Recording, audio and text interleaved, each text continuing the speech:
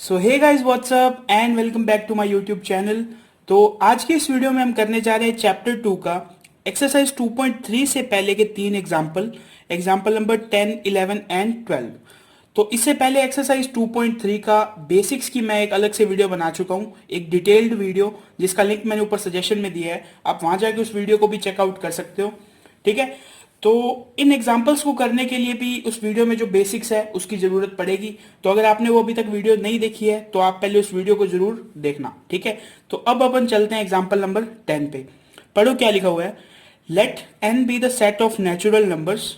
ठीक है, एन क्या दिया हुआ है, एक set of natural numbers and the relation R be defined on N. Defined on N का क्या मतलब है, ये जो रिलेशन है ये कहां से कहां तक है, एन टू एन। रिलेशन हमें क्या क्या दिया हुआ है, X Y such that Y is equals to 2x। ठीक है, X comma Y belongs to N. ये क्यों दिया हुआ है, क्योंकि दोनों सेट क्या है, दोनों सेट एन है। तो इसने क्वेश्चन हमसे पूछा what is the domain, codomain and range of are.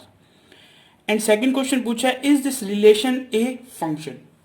तो इस टाइप के क्वेश्चन को करने का सबसे इजी मेथड ये है कि आप एक एरो डायग्राम बना लो। ठीक है, तो मैं एक एरो डायग्राम बनाता हूं। पहले दो सेट मैंने बनाए। ठीक है, ये सेट है n, इसके सभी एलिमेंट्स को मैंने मान लिया x।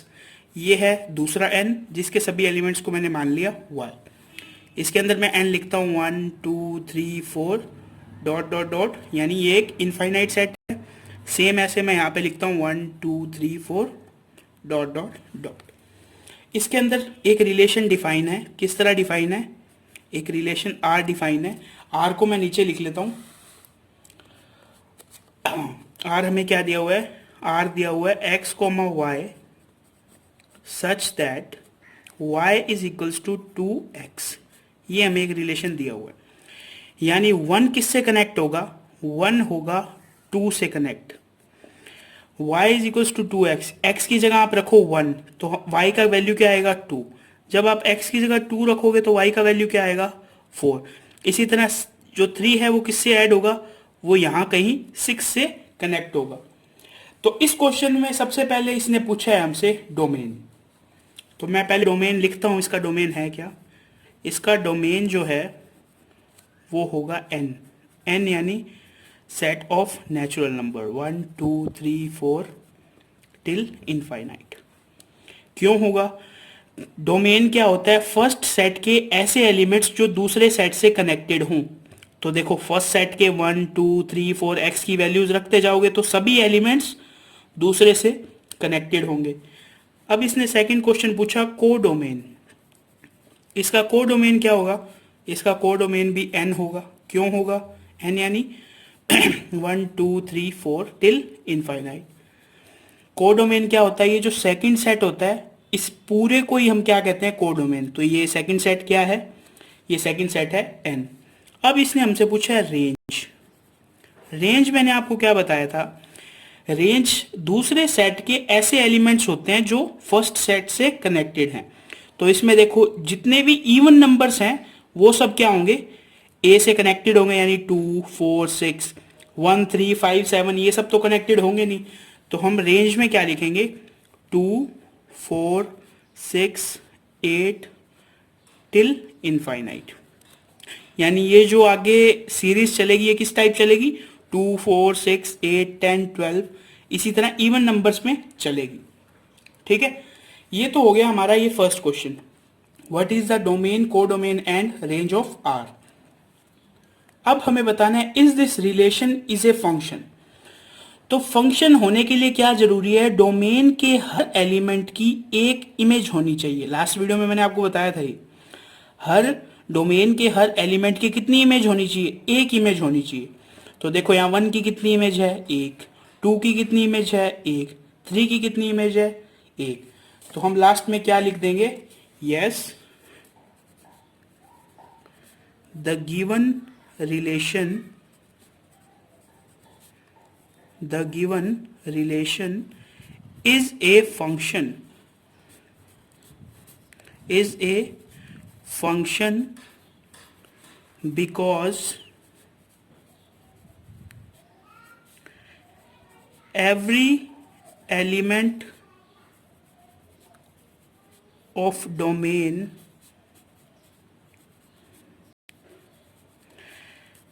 has only one image। तो ये हमने रीजन भी दे दिया कि ये एक फंक्शन क्यों है, इसका ये रीजन भी है क्यों, because every element of domain has only one image. अगर डोमेन के हर एलिमेंट की एक ही इमेज को डोमेन में होगी तो ये रिलेशन क्या हो जाएगा, बेसिकली एक फंक्शन हो जाएगा। ठीक है, तो ये हो गया हमारा एग्जाम्पल नंबर 10। अब चलते हैं एग्जाम्पल नंबर 11 की तरफ। अब आप पढ़ो example number 11। Examine each of the relation given below and state in each case and give reason whether it is a function or not। तो फंक्शन का पता लगाने के लिए मैंने आपको एक इजी वे क्या बताया है कि आप उसका एक एरो डायग्राम बना के देखो। तो फर्स्ट क्वेश्चन लेते हैं हम। फर्स्ट क्वेश्चन में ये लेते हैं एक सेट ए और ये लेते हैं एक सेट बी। ठीक है, ए के अंदर देखो हमें क्या लिखना है, हर एलिमेंट का फर्स्ट पार्ट यानी 2, 3 एंड 4। तो मैं यहां लिखता हूं 2, 3 एंड 4। और सेकंड में हमें क्या लिखना है, देखो 1, 1 एंड 2। तो मैं लिखूंगा सिर्फ 1 एंड 2। क्यों? क्योंकि सेट के अंदर कोई भी एलिमेंट को हम रिपीट नहीं करते। तो देखो फर्स्ट ब्रैकेट में लिखा हुआ है 2, 1 यानी 2 को हमें 1 से कनेक्ट करना है। फिर लिखा हुआ है 3, 1, 3 को भी हमें किससे कनेक्ट करना है, 1 से। देन हमें कनेक्ट करना है 4 को 2 से। अब आप इस रिलेशन को देख के बताओ या इस एरो डायग्राम को देख के बताओ क्या ये एक फंक्शन है। तो मैंने आपको लास्ट वीडियो में अच्छी तरह बताया था कि किस डोमेन के किसी भी एलिमेंट की सिर्फ एक ही इमेज होनी चाहिए कोडोमेन में, लेकिन कोडोमेन के किसी भी एलिमेंट की 2 प्री इमेज हो सकती है। अगर ऐसा होता है तो भी वो एक क्या होता है, फंक्शन होता है। तो हम क्या लिख देंगे, yes the given relation is a function because every element of domain has only one image in codomain. जैसा कि हमने लास्ट क्वेश्चन में लिखा था सेम वैसी लाइन हमें इस क्वेश्चन में भी लिखनी है। ठीक है, अब हम चलते हैं क्वेश्चन नंबर 2 पे। क्वेश्चन नंबर 2 का भी एक एरो डायग्राम बनाना है। सबसे पहले बनाए 2 सर्कल्स, एक में लिया सेट ए, एक में लिया बी। ए के अंदर देखो हमें क्या लिखना है, 2, 2, 3, 4 यानी हमें क्या लिखना है बेसिकली 2, 3 एंड 4। और सेकंड में देखो क्या लिखना है 2, 4, 3, 4 यानी 2, 3 एंड 4। ठीक है, यहां पे वैसे मैंने ए भी लिख दिया लेकिन आप ए भी लिख सकते हो क्योंकि सेट सेम है। तो देखो 2 को 2 से कनेक्ट करना है, ठीक है। नेक्स्ट 2 को 4 से भी कनेक्ट करना है, ठीक है। देन 3 को 3 से कनेक्ट करना है, ठीक है। देन 4 को 4 से कनेक्ट करना है। तो यहां पे देखो इस 2 की कितनी इमेज है, इस 2 की कोडोमेन में 2 इमेज है। तो हम क्या लिख देंगे, the given relation is not a function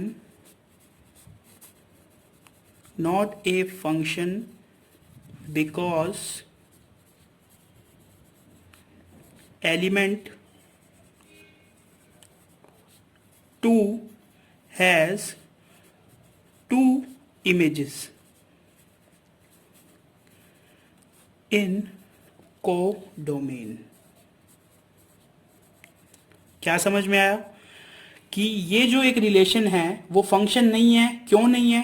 क्योंकि इसके अंदर जो ये एलिमेंट 2 है इसकी 2 इमेजेस हैं कोडोमेन में, 2 एंड 4।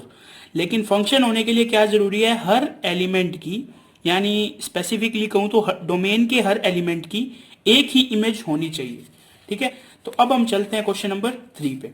क्वेश्चन नंबर 3 में देखो हमें डोमेन में क्या क्या लिखना है, 1, 2, 3, 4, 5, 6।